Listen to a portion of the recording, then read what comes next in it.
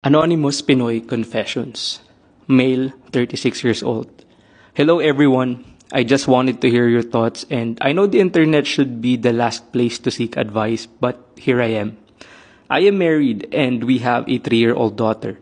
I have a small business, so hindi naman necessary for my wife to work. Pero she insisted dahil bored daw siya sa bahay. We have 2 angels who help us, kaya gusto niya daw talaga mag-work ulit.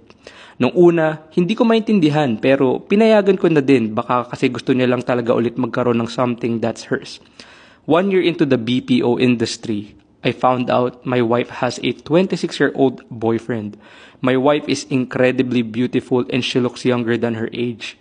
She's 29 but she looks like 23 years old. Sobrang puti at makinis. Wala siyang ibang need gawin sa bahay kundi alagaan lang ang sarili niya. Anyway, I read their messages, seen their pictures, and watched their videos. Hindi ko rin alam paano ko kinaya makita lahat. Worst part is, the guy seems to love my wife. Base sa messages nila, almost 1 year na rin sila. Nagulat ako nung nabasa ko sa mga chat nila like, 8 rounds. Sa'yo na nauubos lahat ng lakas ko. Inaaraw-araw mo na ako. Kaya pala, mula nung mag-work siya, talagang tinatanggihan na niya ako to the point na nagwawala siya pag nag-a-ask ako.